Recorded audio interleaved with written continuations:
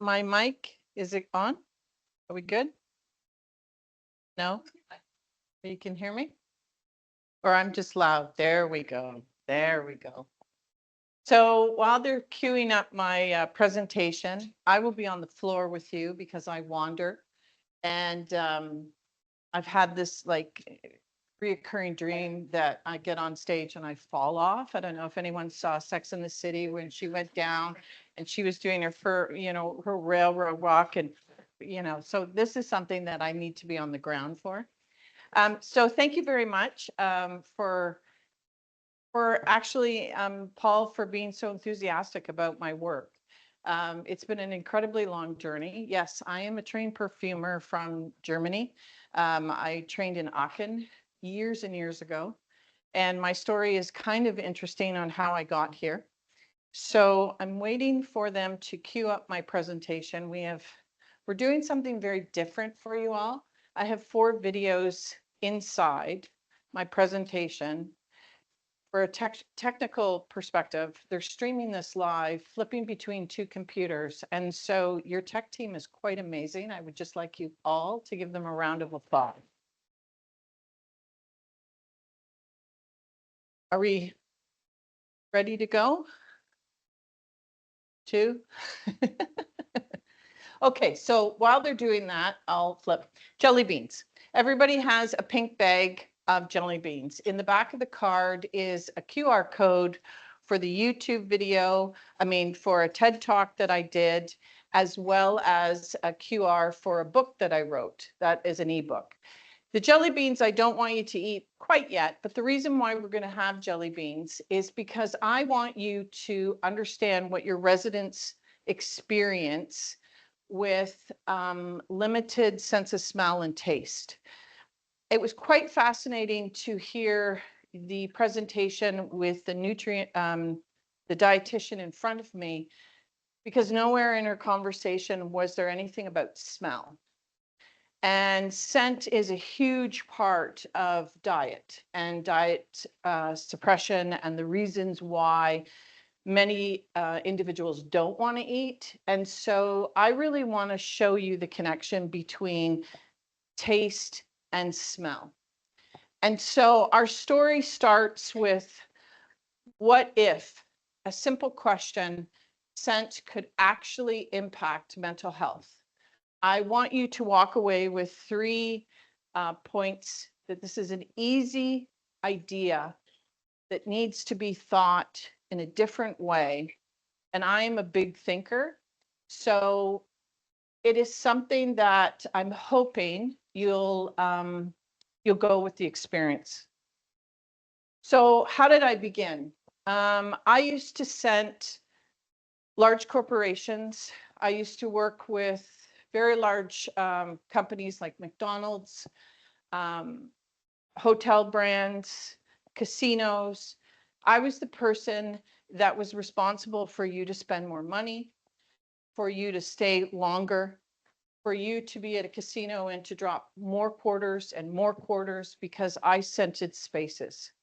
I have been doing this for a very long time. Prior to that, I did product development, but my whole world ran in a very manipulating, consumer-based, profit-driven world, because this industry knows how important scent is. It's a sensory-driven tool, and it is really impactful when it comes down to your pocketbook.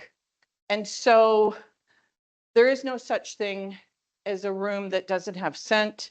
You smell about 10,000 different smells on a daily basis. These brands and so many more manipulate those smells so you think you're in a place that is just fantastic. I just love the space. I don't know what it is about this hotel, but I feel at home. Gee, when I'm in McDonald's, it doesn't smell like anything it doesn't smell like French fries. It is really safe for my 5-year-old to get a Happy Meal before we go, because we're healthy. All of this is based on sense of smell. And so while I was running my story and traveling and doing all kinds of wonderful things, and I don't ever regret my life that I had, but I was running a second life, with my family. And on the right, in the pink hair, is my older sister who's schizophrenic bipolar. I am her caregiver. And on the left is one of my children. He is my oldest son who's on the spectrum, who was diagnosed at 3 with Tourette's, ADD, ADHD, high intelligence, and every other idea that you could give me as a diagnosis. And at the time, I'm from Brampton, Ontario. And thank you, the Ontario people. I really value you. Last night, we had a fantastic conversation. I also lived in British Columbia. I lived in Vancouver, so I'm very familiar with the West. However, in this world of being a mother and a family and provider and all this great things, I learned some really interesting things. The opportunity of using scent in research has been going on for probably 40, 50 years of all of the research that on cognition.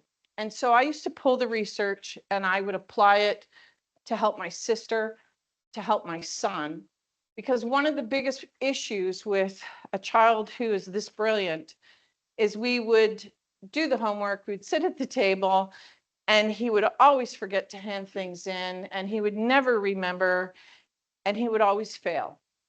And he shouldn't have, because he's a genius. He's really, really quite smart. And so I used to teach him how to use scent, and we would use scent as a trigger for memory cognition, so he would remember to hand things in. So when he was studying, all that information would come back because scent impacts the brain in a really remarkable way. And so during my journey, I traveled along the way and I was asked to do a TED Talk in Dubai.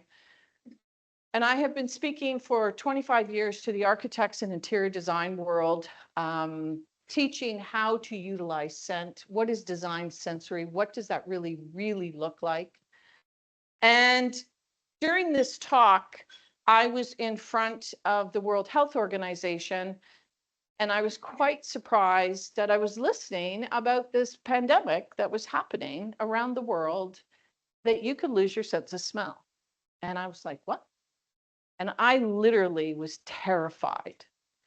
Unlike you, I communicate my world through my palette of nose and taste. I process information. I deal different from a visual and an audio standpoint. Losing my sense of smell would be horrific. There was not much information at the time. There was not much happening at the time. I had a second location at Pearson International. We had an amazing sensory booth that we used to deal with autism, going through checkout with children. It was fantastic. It was a huge investment as part of this program, and it lasted 6 days. And so when I stopped, I threw my hands up in the air and gave up and quit and decided that I would just start over. And this is how Smelling Pink has become. And the reason Smelling Pink has become is olfaction. It is everything I know. It is everything I believe in. And it is so powerful. But all of you probably have never been taught how to smell. Most of you get up every day and don't even think about it. And the problem is with that, it is a sensory tool that you are underutilizing. First video. So how smell works is quite fascinating. The molecules enter the nose, and when they enter the nose, they hit an area called cilia, which is an area which is the blue part. Those molecules trigger the olfactive bulb, which is in the front of the brain, and then it hits the base of that brain, which is the limbic system. And this is one of my, I guess, first takeaways from your presentation, and I wanted to get this right. Connection inspires direction. All of this takes place in less than a second. Scent is the most powerful tool to create a connection. And so it will inspire you and go to scent memories sometimes, not always, depending, but you never will forget a scent memory. And Dr. Luca Turin, who's a fantastic researcher who is so much further ahead, was instrumental. And Linda Buck won the Nobel Peace Prize in 1988 based on bees and how bees fly, understanding that scent is actually not a molecular structure that you smell. It's a vibration that penetrates the brain. So if you know anything about sound and music therapy, they're the same, because it works as a vibration on how it impacts our emotions and how it impacts how we feel. And for people who are nonverbal, this is a fantastic communication tool for them. Emotional communication is core to the limbic system, because the limbic system is in the base of the old brain. And that is what is really a person-centered viewpoint would be. And the reason that works is because sometimes reaching individuals, Parkinson's, dementia, Alzheimer's, schizophrenia, bipolar, children with incredible spectrum brains that are in a world of their own, is very hard to sometimes penetrate through that. Sense stops and refocuses their brain. It's quite fascinating, and it can be done literally in a second. Why I'm really determined to focus on changing your industry on isolation is because I watch the governments. I have a political side to myself. I love politics. And I notice they just keep giving more money to the problem, but they're not giving any of you any tools. And so I created a program, which is basically a web-based training program. I teach and I pass this information on because of a fantastic chef named Gordon Ramsay. And Gordon is not the best chef by all means. There are many, many, many chefs that are far greater than he is. But how he delivers a message in training is fascinating. And for an individual for an industry of people who, a whole generation who never knew how to cook, he can make frying eggs sexy. It's really quite fascinating. And I really am inspired by his videos, his communication styles, because if he does not pass on his gifts to the other generations to come, the problem is it gets lost. Perfumery is very similar to chefs because we create, it's something we pass on. The older we get, the better our sense of smell becomes because we're using this. And that's where there was this aha moment. So one of the obstacles we face is scent-free zones. And they came about actually in 1980, 85. It started long before social media became. And it all was based in Halifax, actually here in Canada, which blew up to the United States, which is really an interesting story because I launched one of my first books in the industry. I was very young, came out very ambitious. And some child or high school student, there was a policy, no colognes. They didn't want you to wear colognes, perfumes, understandable with certain high schools.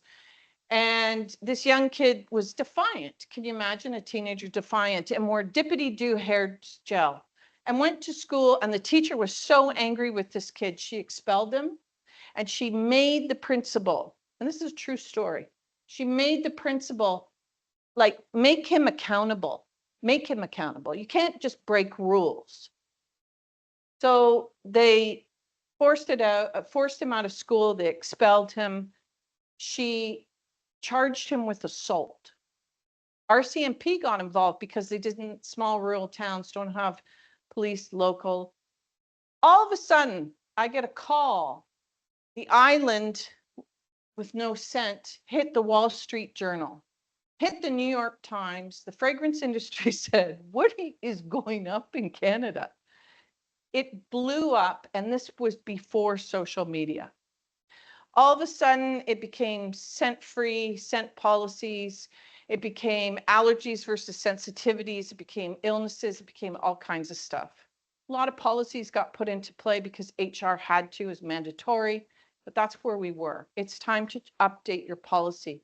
to a scent-friendly policy. Video, please. So every day we smell over 10,000 different aromas on a daily basis. Natural, synthetic, within this room, with your colleagues across from you. And the reality is with these smells, you just don't know because the threshold is very low. And normally when we do presentations, I have the chemical makeup of the smell of skunk. But it is such a mild 0.0001% dilution. If I pass it around to you, most of you would think it was a really sexy smell. But if you've ever hit a skunk on a road, you can see, you know, it's quite powerful. And if they spray your dog, you're in trouble. The reason for that is it's their defense mechanism. And so the whole idea becomes natural versus synthetic because the marketing companies are really brilliant at creating the manipulation that natural smells are better than synthetic smells.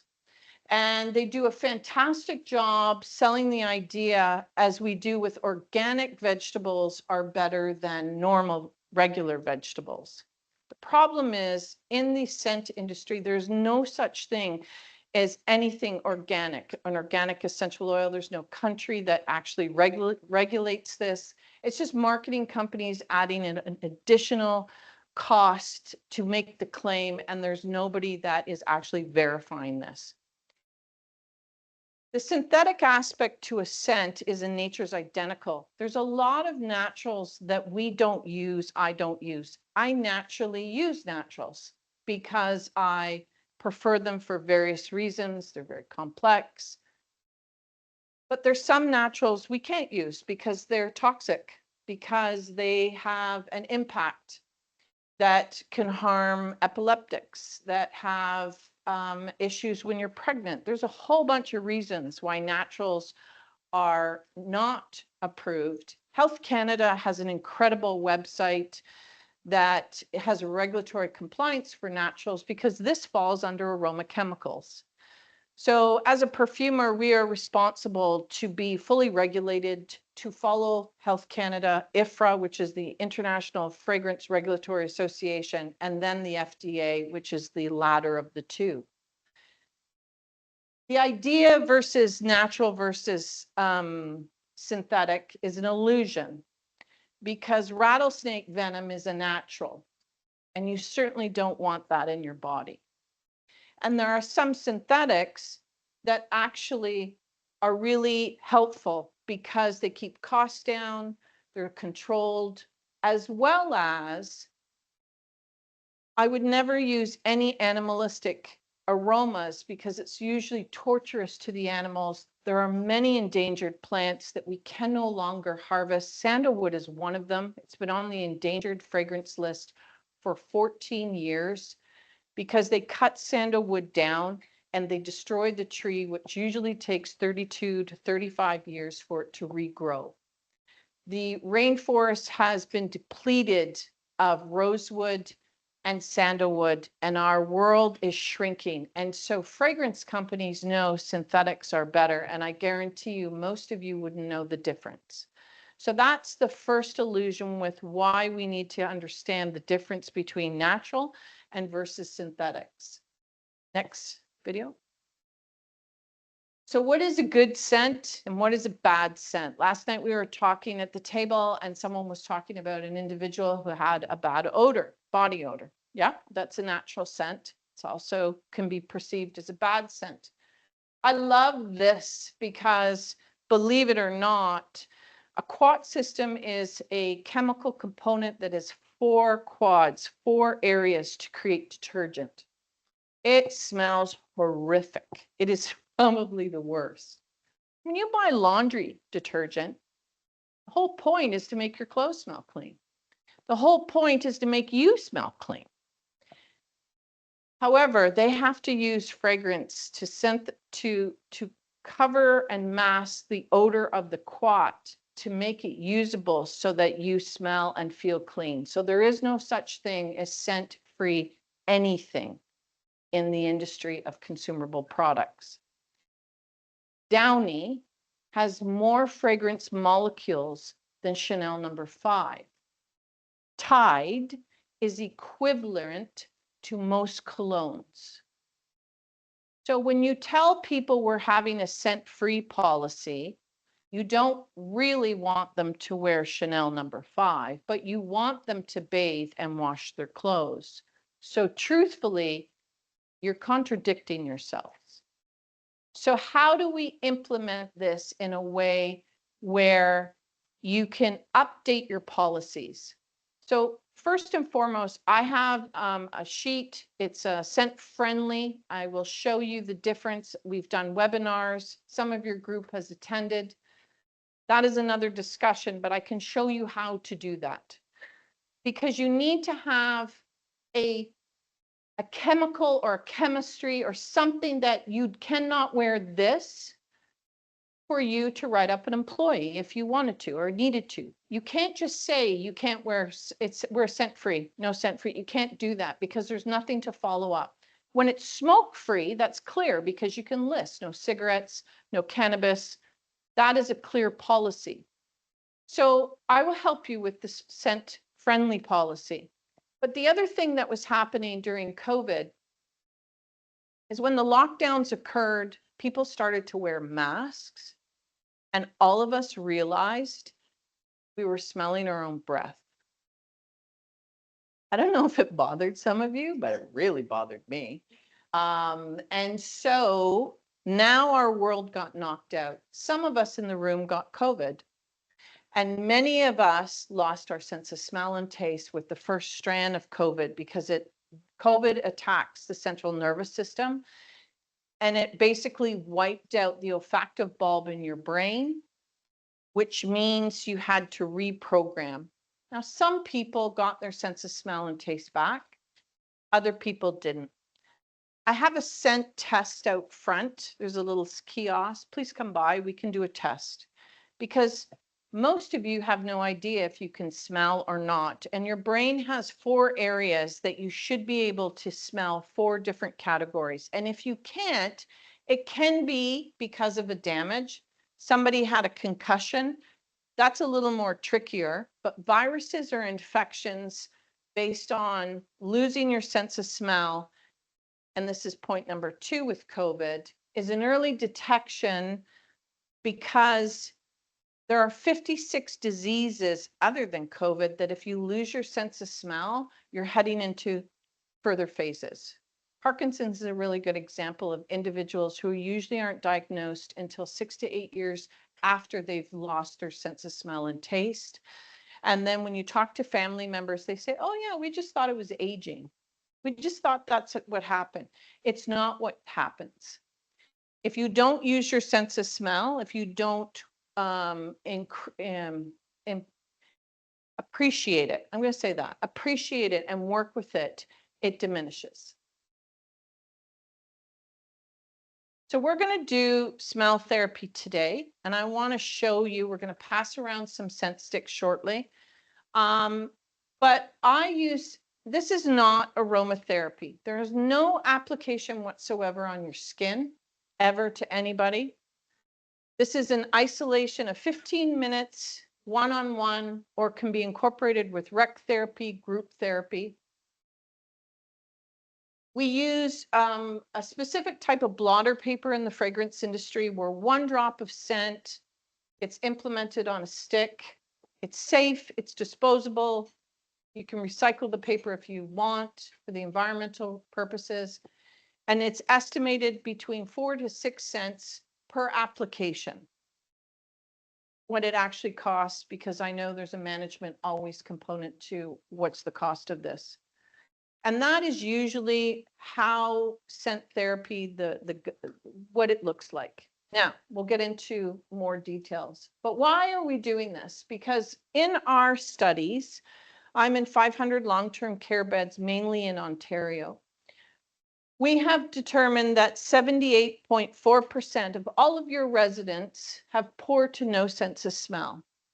When you don't have a good sense of smell, your physiology and your body are impacted drastically. Most of them can't taste. So as I appreciate the dietitian talking about all the wonderful things you can do to stimulate diet, if they can't smell, they can't taste it. If they're nonverbal, they can't communicate that to you. And so they don't want to eat because they have no real connection to the brain on why and what is it doing. Anxiety is a huge part of losing your sense of smell. Part of COVID, my industry was kind of holding on because we knew when you lose your sense of smell, the depression rate hits almost 86%. It impacts your brain, your emotions, your limbic system in a manner that has a complete, it regulates your body in a way. Sleep. Scent can help with sleep. There's incredible amounts of studies, research that shows how it can implement and improve sleep. And your emotions are key. Isolation has a lot to do with emotions and the ability to communicate, the ability to express, feeling sad, feeling depressed, and not having the tool as a worker or a helper to connect, not having the tool to reach them because all other practical traditional formats are not really penetrating. So we do a lot of best practice intake sessions with our groups. This is a fantastic example. In Ontario, we have an incredibly multicultural, diverse population within our homes. The lady in the middle, she couldn't smell. She was told she couldn't smell. She was told it was part of age. We passed around scent. She could smell. She was just so elated. She couldn't believe that she could smell. She just kept talking and talking and talking, which is part of storytelling. That was a turning point for her because now she asked more. She wanted to, she smelt her food. She personally got engaged with her care and her experience. We find 51.2% of individuals who experience anxiety, 36.6% loneliness, sadness, and 31% loneliness. In a recent intake, we did 56 homes, 48% became happy, 44 became calm, and 24.4 became comforted in 15 minutes. And we just got started. Sleep. This is a study that some of our homes are doing right now, and they're incorporating sleep with smell and music. And they found 90.9% were relaxed, 72.7 were comforted, 63.6 became calm. Some used a diffuser. I don't teach a diffuser model, but I know most homes have a diffuser. So we incorporate that tool, but it's not a requirement. 30% did the one-on-one smell therapy 15 minutes before the individual went to bed.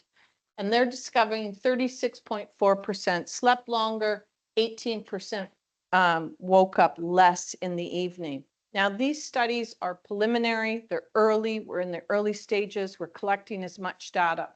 And all of this is very important to all of you. And it is very important to understand. But what's really important to me is we study the scent.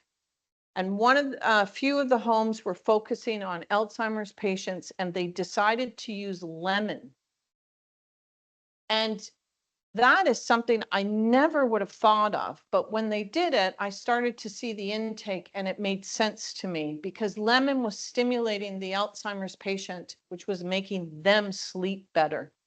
Aha, their brain is working differently than ours.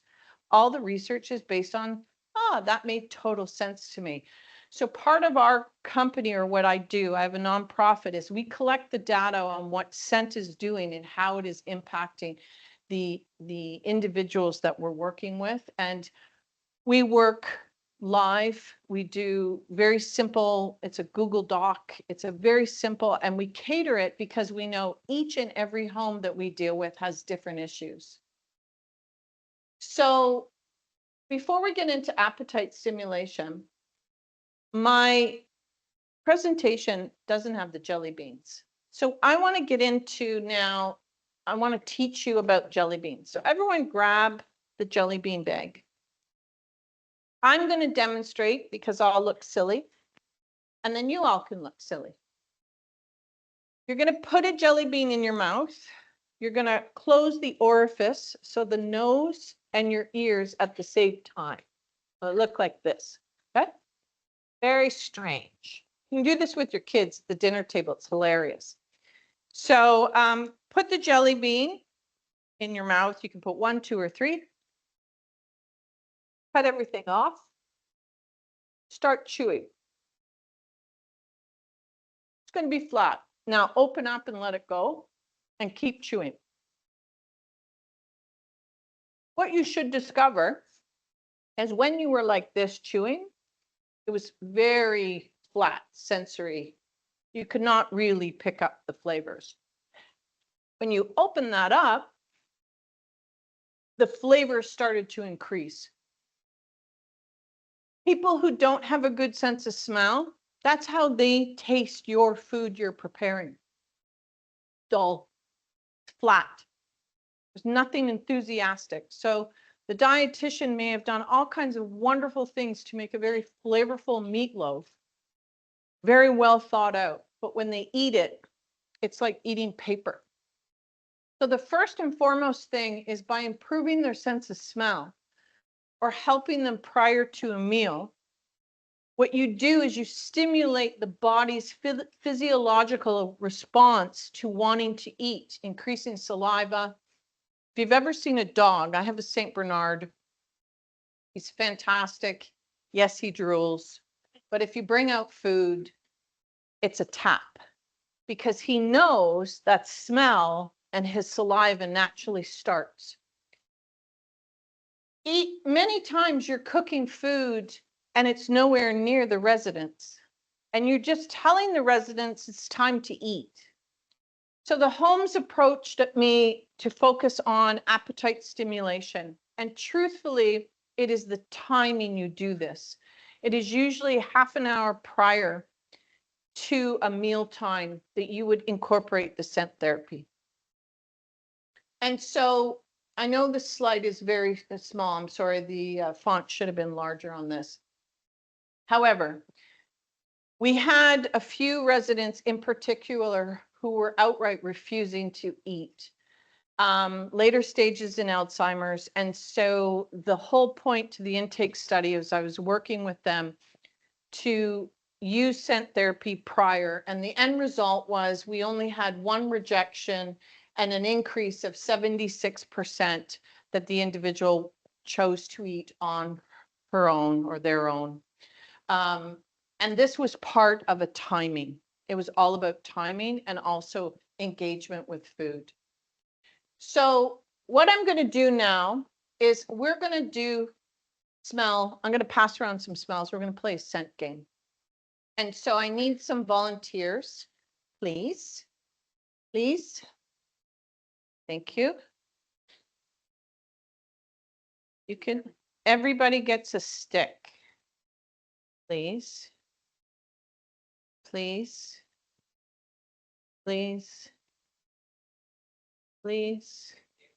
Please. I think we're good. Yeah, everybody's going to get a stick.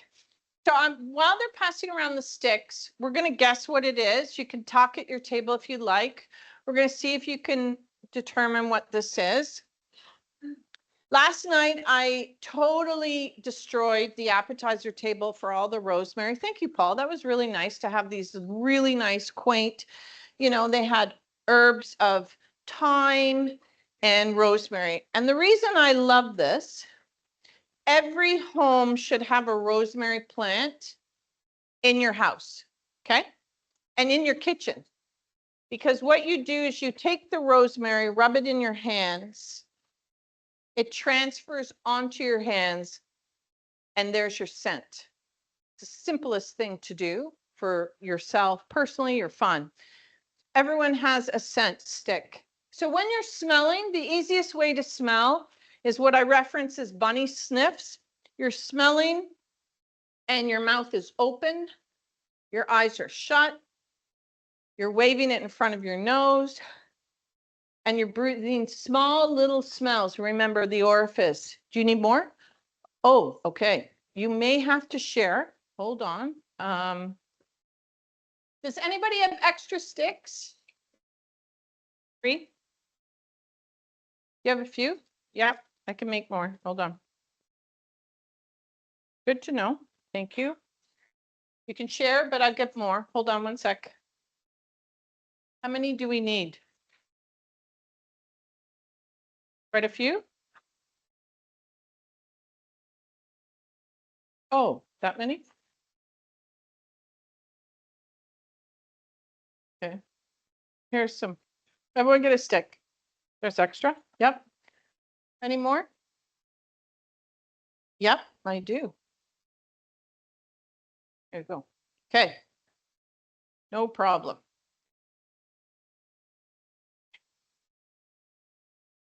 So you're smelling. Does anyone have any ideas? Give me some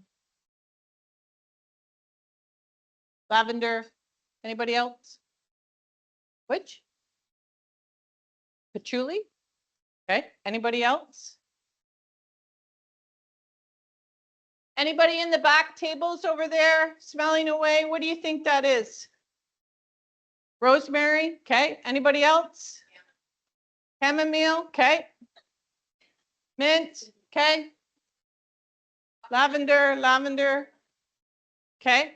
Orange? Okay. So this is lavender. Be good? This is lavender. First thing that I want to point out is the individuals who said the other smells, you're not wrong. You're not.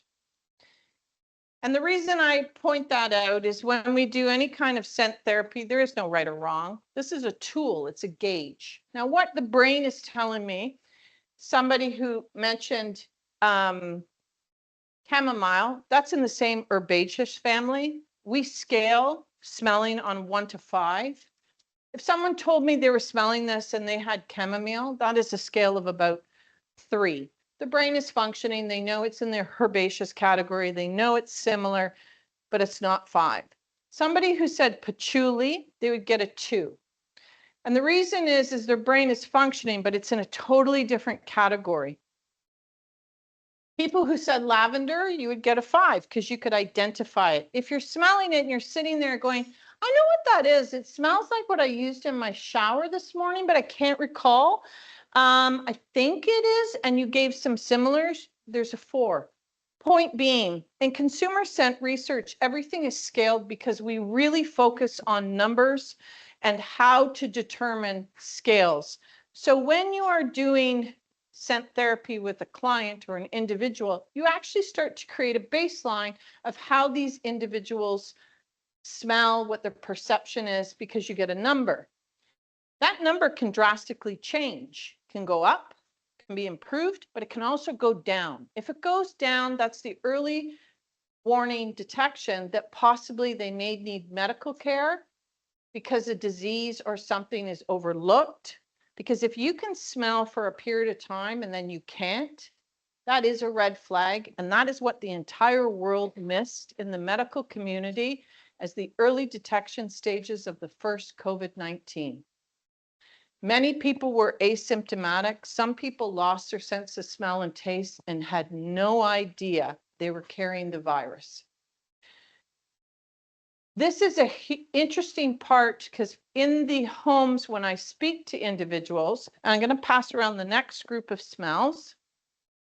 My volunteers, please. Thank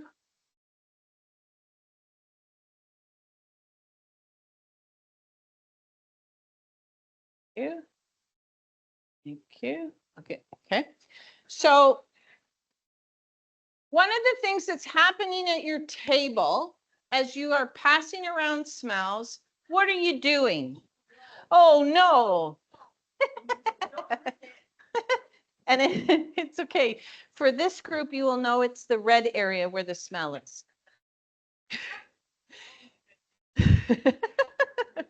So when you get the scent stick, what are you doing at the table? You're talking to each other, right? Has anybody had, oh, this smells like, it reminds me of, because this happens, which is really fascinating. So last night at dinner or at the appetizer, the cheese board was garnished in rosemary plant. And thyme. It was beautiful. And one of the things that I always find interesting is some of you may have a program where you have a plant program, right? You grow. My question is, do you grow anything that is fragrant? And why not? Because probably you have a few. Part of the program is we teach in the group activities to connect with raw materials that we would use in the program of scent, but also where do they come from? Because we do work with naturals. And so when you're buying your plants, we're just showing you to buy differently. We're not adding more costs.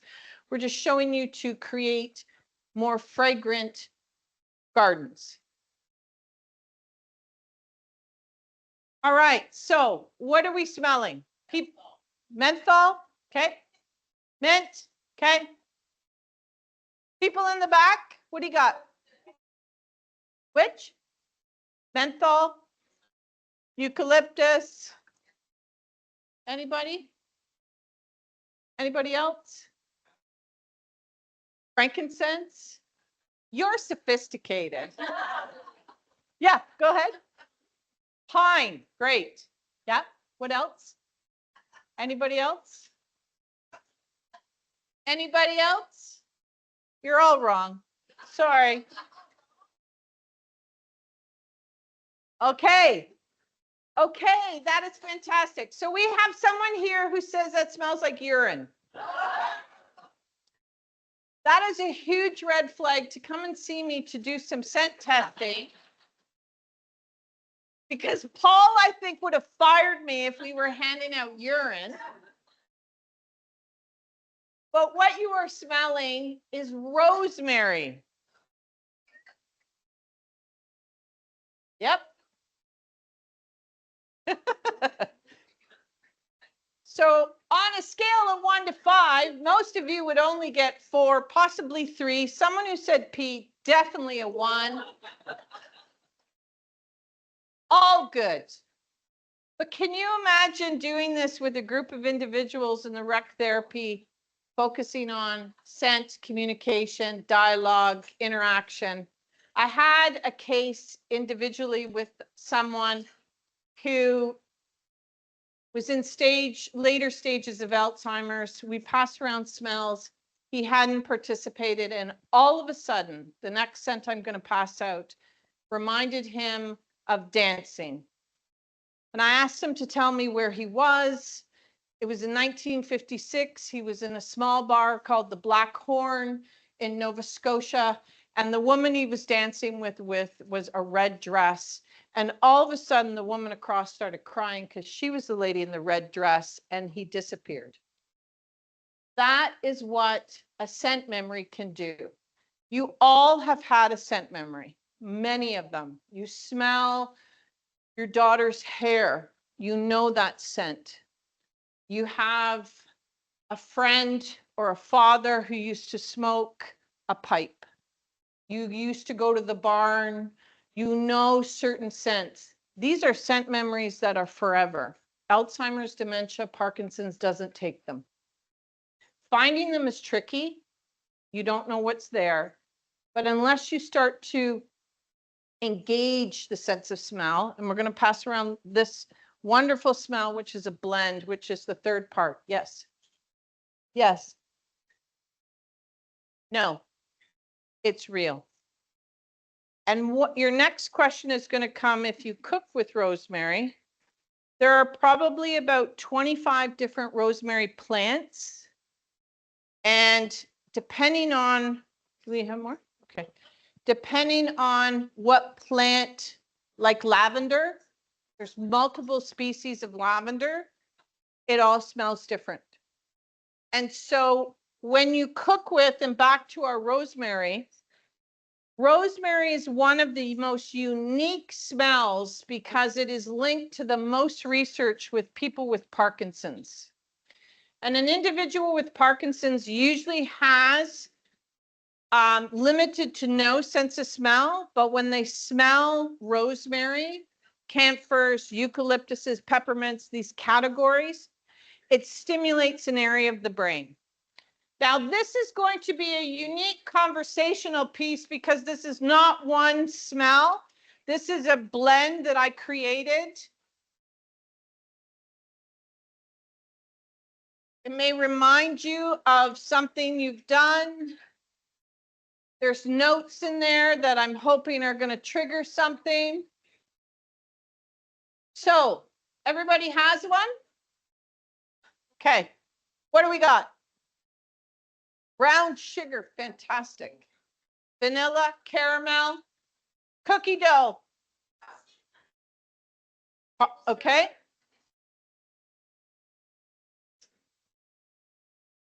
Chocolate, okay.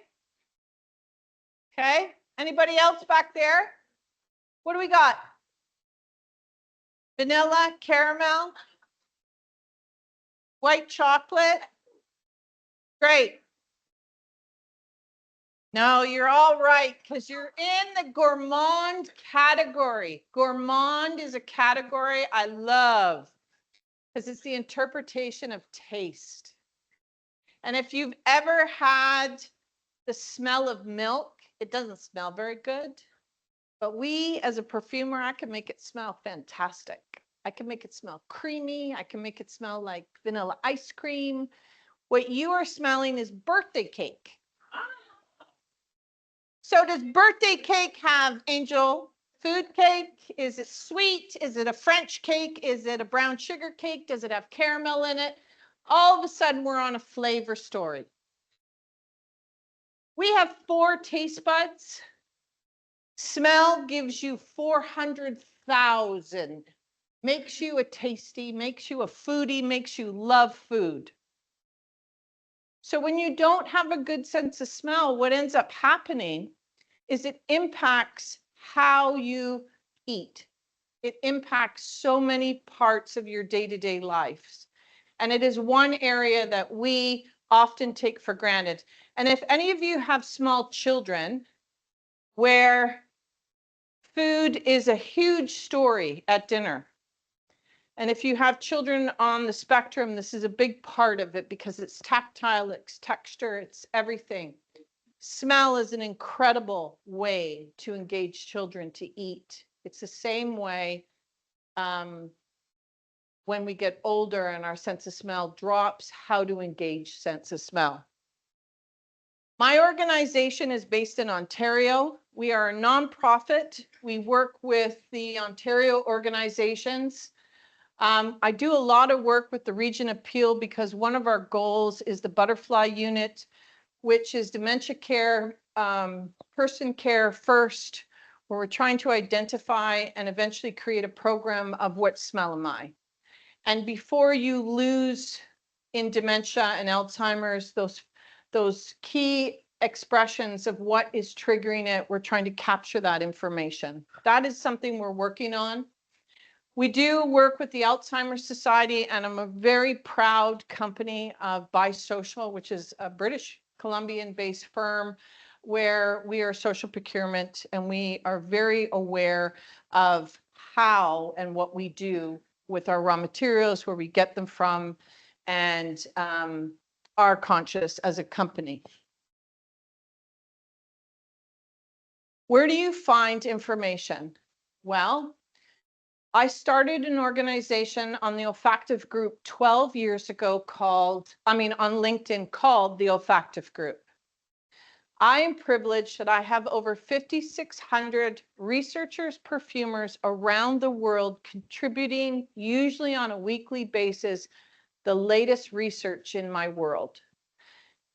We give out a monthly newsletter to everyone to share with residents on research, on things that are changing, areas to focus on, ideas, best practices. It's a 4-page newsletter. We only do it once a month, but we share the stories, because one of the things I'm noticing, and I had this conversation yesterday with so many of you, with so many other lovely conversations, the government, in my opinion, it's just my opinion, has no idea that you all have the answers if you would just share them with each other.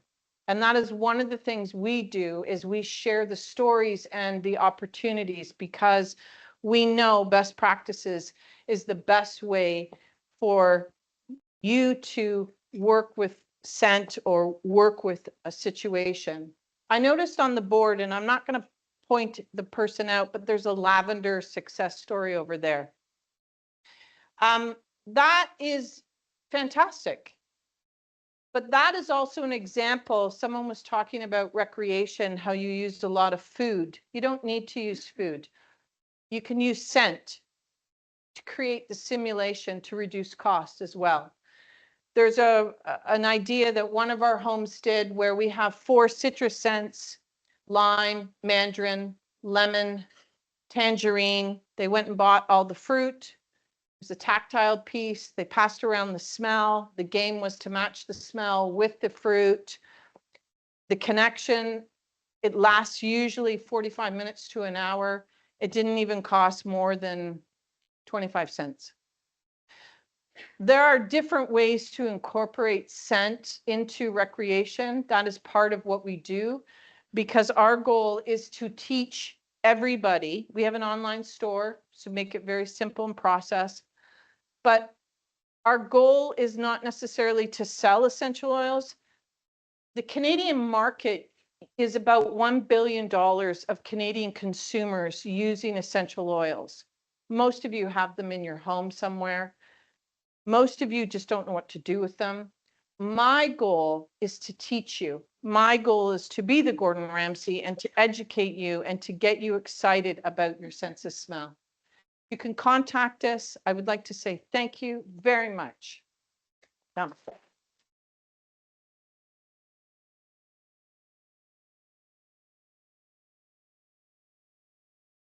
Questions? Yes, go ahead. Oh, there's a mic coming.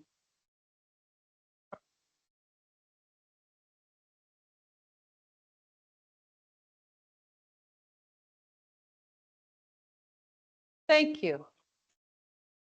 Thank you. Yes.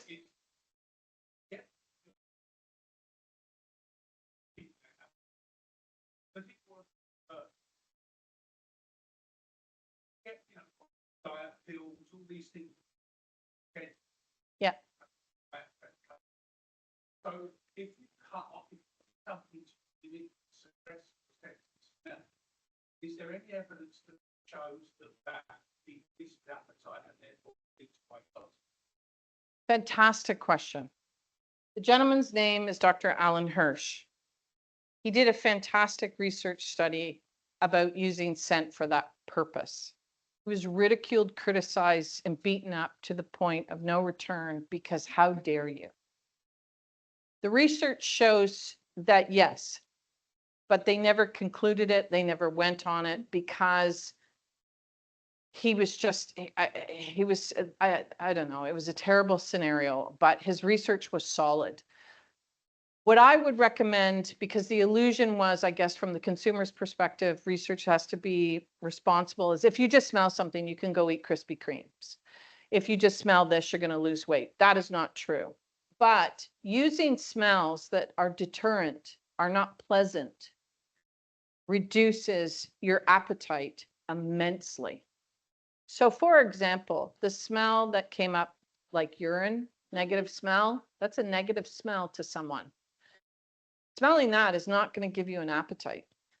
Cake, you're all going to want to eat shortly, because that is, you're thinking about it. It's memory association. So yes, there is they did not do more and more research, but it can work the opposite, because we know with PTSD, some smells can trigger happy memories and some smells can trigger bad memories.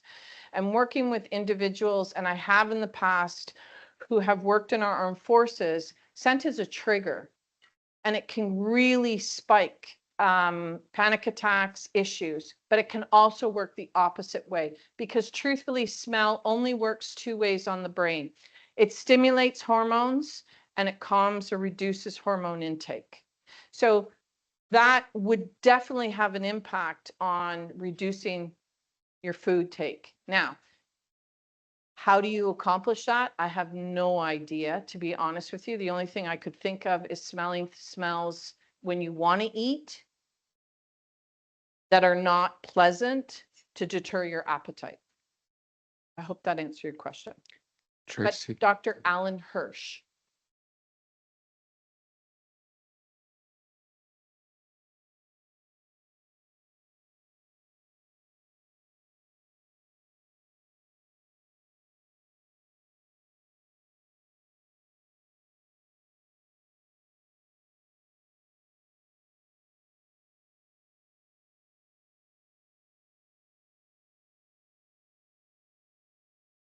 Yeah, because when you can't smell, your appetite, just look in your homes. People who don't have a good sense of smell, they're not eating.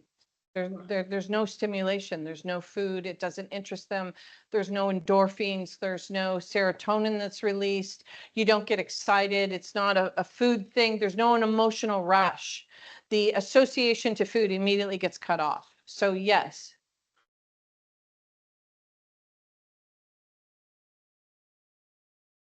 Yes, but it could possibly ruin your sense of smell, and that's anything related to zinc products. Zinc can wipe out your olfactive bulb. No, it can be permanent. Yeah, perfumers never go near anything with zinc. You're welcome. Next. I had a question over here, or Sure. more of a comment. Thank you, Tracy. Fabulous. I've been on this bandwagon for about a year now of the rec activities should engage the mind, the soul, and the body. A piece of cake put in front of you is not a rec activity. Part of our challenge is we use too much food as rec activities and not enough engaging the soul and the spirit of the human being. So, and our other challenge is the fact our kitchens are usually in our basements. So our residents don't get the smell of the food being cooked per se, because it's all shipped into the units or whatever neighborhoods. And that is a real challenge. So we need to find ways of getting the smell of food back into our homes where the residents actually live to stimulate their appetite and actually get them to eat more. That was more of a comment. Thank you. Part of that challenge is coast to coast to coast with every home I have dealt with. And so my background of working with the hospitality industry is we create one brand, one scent, and then implement it in hotels all around the world, which have totally different cultural and issues. And so that's kind of my superpower. And so what ended up happening is we developed the program, and then I started to go and do one-on-ones with homes, and I would see everybody's calendar, activity calendar, and it was all the same, but you just call it different things. And you all have similar problems. And so we have a whole section. The training modules are broken into 4 75-minute training modules. And those training modules are implemented on a web-based platform, so it's recorded. You can have as many staff from many different departments. This is where you can have great conversations with rec, trying to talk with nursing. Our program in Ontario is 100% covered by the wellness grant. However, I did research with ChatGPT, just telling you. In British Columbia, the Community Wellness Grant and the BC Health Community Society are 2 grants that our program would be covered. In Alberta, it is the Community Initiatives Program and the Alberta Healthy Living Program. Now, again, back to politics and the government. their whole mandate federally is to deal with isolation, because moving forward, they're very much aware of the pandemic or epidemic that is occurring with the aging population. Japan is in the forefront. England and Japan are the two countries that actually have a minister in charge of isolation, because they know the tsunami is coming. Do not think the feds are not aware of this. They just have no idea how to implement it, because I see province to province to province, you all have different wellness programs. Most of you use it for social workers or something else, but there's not a lot of tools. So if the money comes in through your nursing, it's transferred over because we're teaching. Our program is covered, and I've done a lot of work on the provincial levels to understand that. So if you have questions, the next thing is I have a clipboard, because we have a webinar, a more specific webinar, November 8th. Anybody can sign up. If you want the scent policy, please put your email on that list. If you want the grant information, please put your name on that list. If you just want to be included on our email address or our newsletter because you want research, something to share, or ideas or best practices, not a problem. Please just put your name on the list or go on our website. We have a lot of interaction of content. We're on LinkedIn primary. We do some work on X, some work on Facebook. Any other questions? Well, hi, Tracy. So I had the benefit of speaking with Tracy yesterday about tricks of the trade for enhancing sleep. And I know that's probably a whole presentation on its own, and we don't have time today, but there are tricks that Tracy has shared that I think, I don't know if you can Sure. explain Yeah. them in 2 Yeah. minutes, but Yeah, no problem. Yes, because you're all sleep deprived. We all are. Most of us are. So lavender shows to be a success rate of 46%. That's pretty high. It's actually pretty impressive. The study that really caught my attention was when they did a blind study between two groups of individuals on melatonin as a drug and lavender, and the results were the same. I'm going to repeat that. Half of the study used a medication, the other used smell therapy, and the results were the same. That's the starting point. And the easiest way to work with lavender, and the reason why lavender is always talked about the most best and all that, is because it, on a toxicology standpoint, it is 0. So that is why Johnson & Johnson has adopted lavender as their key signature smell for children and infant baby products. It is strictly because of safety factors. However, the research shows it helps with sleep. And so adding 2 to 3 drops of lavender helps, but there are other smells for individuals who don't respond to lavender, who have tried it because they thought it smelled good. And that is a floral called ylang ylang or jasmine. The research on jasmine on anxiety, depression, and sleep is fascinating to me. It is really interesting. Put a used dryer sheet. The reason it has to be used is it has to, the smells and all the perfumes and stuff have to get burned off in the dryer. Then you have this wonderful piece of paper that is a fiber that holds the essential oil. Put 2 to 3 drops, fold it, and stick it in your pillow and sleep on it. You don't need diffusers. It can be really simple. When you are doing your bedtime routine to go to bed, please no screens. It doesn't matter what you do. If you're using screens, it's triggering an area of your brain where you're going to be stimulated, and sleep is going to be your problem. The sleep research shows 30 minutes prior to bed, no screens, no TV, no phones, nothing. You have to disconnect from a screen. Using scent 15 minutes prior, some people use diffusers, some people are just smelling. Pre-programs and helps your brain to relax, releasing serotonin naturally. So I hope that helps. Yes. Does the humidity level in your homes or in our homes significantly affect the sense of smell? Great question. Really good question. From an HVAC standpoint, yes, how it moves the smells, drier homes, but it's more temperature.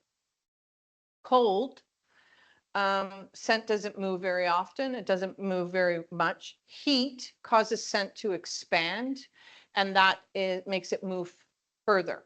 So hockey arenas are really interesting places for all of us. But if those hockey arenas were at room temperature, you would all be throwing up. Just saying, the body odors are kept to a minimal because of the coolness. So temperature has a huge part. So back to homes, residential, Alberta, Ontario specifically, where it's really cold, the homes are warmer. That's one of the reasons we don't recommend using diffusers, because when you put scent in diffusers in a home, it can spread very quickly and you're not containing it, and people may not want scents. So the dryness has a slight impact, but it's more the temperature. Yes. Go ahead. Yes. So when I saw the name smelling pink, Yes. I thought of a condition called synesthesia. Oh, yes. So those are people who can smell colors or hear scents. Yes. From your experience, what are some of the ways we can identify these residents? Many of them aren't even aware of it. And how can we enhance their lives? Fantastic question. Thank you for that. The airport project was based on synesthesia. Very few people know what synesthesia is. Synesthesia is the crossover of the brain of you're smelling a taste, you're hearing a color, the translation. Marilyn Monroe was thought to have synesthesia, not to be mentally deranged as they tried to portray her. Very sensorial, but a miscommunication. The University of Toronto, so you know, since you are aware of that, does a lot of research on synesthesia. To your question specifically, identifying, that is part of what we do in the program of identifying nonverbal and verbal, how to understand, and the scoring system of smells in particular. Synesthesia is really super, super rare. I'd be surprised. And usually it's identified as a child. So you wouldn't see a senior developing synesthesia. It would be a pre-existing condition that would have developed as they got older. And it would have been almost like a marker, like diabetes. It would follow them. I hope that answers your question. Yeah.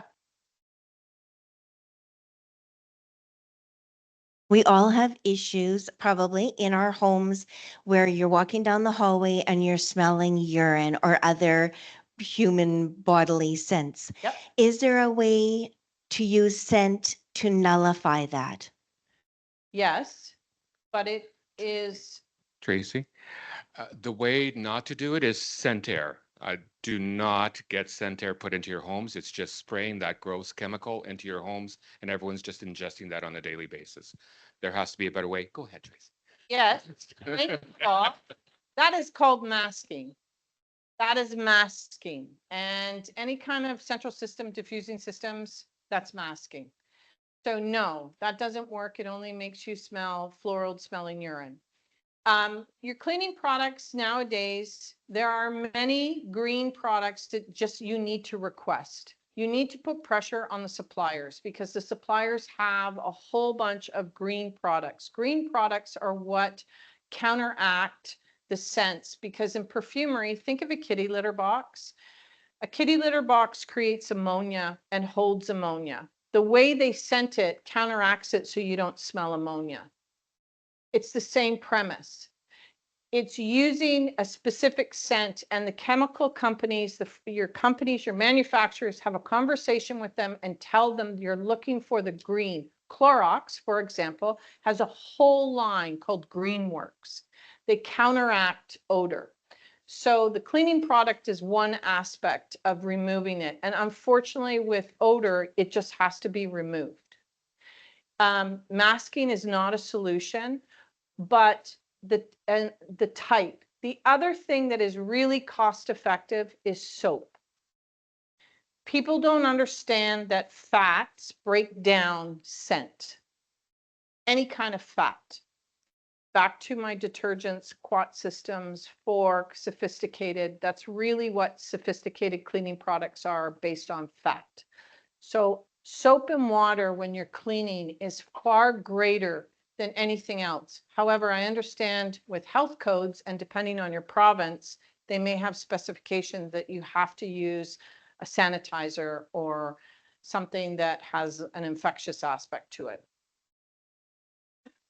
Yes. You mentioned earlier regarding that scent particle doesn't carry allergens. Correct. So we've had some experience with some staff who've had like allergic reactions. They develop hives, or they have allergic reactions from scent. I wonder if it's like you mentioned too about memory association. But I'm curious if it is. I'm curious how it's addressed in the scent policy. Okay, great question. So first and foremost, nobody goes to get allergy testings and you smell something. Every doctor will give you a patch test. It's the standard medical procedure where the raw material is put on your skin, dust, mites, cat fur, it's pricked, and then you get a reaction. And that is how a true allergic test is conducted. So the first part is most people self-diagnose their allergens or their allergies or their sensitivities by saying, I'm allergic. It happens in food where they'll say, I'm celiac, but really I read a great article in Cosmopolitan that says don't eat yeast. There's a difference. So the diagnosis from the physician is really critical, and to understand you did go to an endocrinologist, you did get a proper allergy test. You will never have fragrance on that allergy test to the point there is no allergens in it. What happens though is scent is a protective aspect. We talked about PTSD, we talked about veterans. It becomes a trigger, and it helps. And a scent sensitivity is completely different to an allergy. When you use more scent, you actually decrease your sensitivity. Versus with an allergy, if you had a true allergic reaction, the more you use it, the more fatal it becomes. It's the opposite. One of the problems with the scent policies is by eliminating scent, and by the way, North America is the only continent in the world that has a policy on scent free and scent policies. It's nowhere else in the world. And so it's a workplace communication. And so the hives would have to have been something that they applied or touched on their body, because that is an allergic response to something. They can't have a smell and actually break out with a hive unless it's an anxiety or a panic attack that's affiliated to it. So there's conversations. I do a webinar, more than willing to do one specifically. If that is your issue within your home, we can help you. And I'm more than willing to share the information on how to update your scent policy so they're more scent friendly. You don't want individuals walking around with Chanel No. 5. You don't want someone who's wearing polo, not to pick on just women. You don't want excessive smells. That is too much. You have to be mindful, but you have to do it from a perspective of what are you eliminating and what are those actual smells? They're actual chemicals. Okay? Yeah.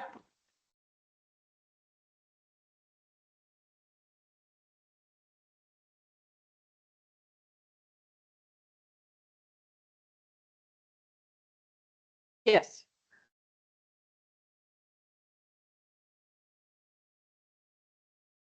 Yes. Yes. North Americans don't know how to wear perfume. I'm not being snobby when I make that statement. It's a fact. We don't teach children how to wear fragrance.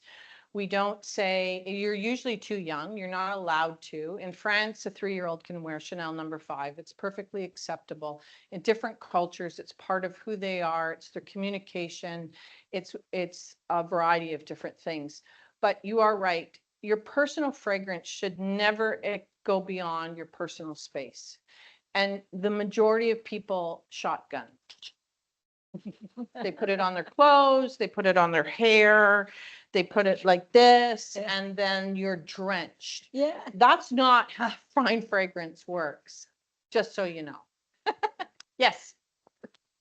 Thanks, Tracy. This is really, really good. I have a couple of things. So part of our recreation program is called Kitchen Creation. So I have to really say the scent and the smell of home cooked meal Yep. and cookies and soup. So we do that with our residents who are able to join, and it just brings wonderful memories for them. So I agree with that one.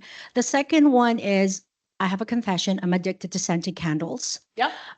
Spent a lot of money on it. Can you touch base a little bit about, again, the burning is not necessarily the greatest thing to have, but the scent is obviously wonderful. Do you agree or disagree that scented candles may or may not be the best way to go? Because we use it at home, but not necessarily at work. Yes. Just wanted to hear your opinion on it. I'll give you a quick answer, then you and I can have a coffee and I'll get into specifics. Why? Candles are an application. That's all. A candle is an application. No different than if you used a diffuser, if you used a shower gel. It's just a carrier, okay? The wax is what's important, and the wick. So if it is a mineral-based candle, and it has you're going to get what is called a really fantastic throw. It's going to be really fragrant, very strong. Glade candles are usually a great example. Bath and Body Works are a good example. These candles are really smelly. They're going to make an area smell fantastic. They are safe. They can just be overwhelming. Okay. The regulatory compliance that those companies have to go through are quite extensive. The problem is the duplications or the candles that come out of foreign countries that use lead wicks are really dangerous. How do you know that? You have black soot on your ceiling. So if you use candles, you light them, and you notice black marks on your ceiling, those are really bad toxic chemicals that are being burned, but it's from the wick, has nothing to do with the scent. Okay? Not all, oh, and there's no such thing as an aromatherapy candle. Please, essential oils burn exceptionally fast and they cannot pass any safety codes. So don't buy a candle that's $50 because it's aromatherapy. The fake lavender works better and is safer, and it's just the same. Yes. And I will have an extensive conversation because I'm a candle guru. Is it on? It's on. Anybody else? Hello, Ontario. hello from Ontario. I just wanted to talk about charcoal. Yes. We have charcoal in some of our residents' rooms because of wounds and things like that. Yeah. Is that something you'd recommend, or is there something better to help with that? No, charcoal is actually fantastic. That is the secret sauce behind McDonald's. They have specific air filters created from 3M that have a charcoal base.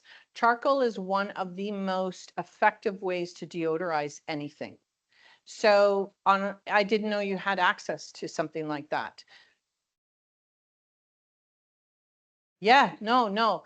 How is that? What does that look like?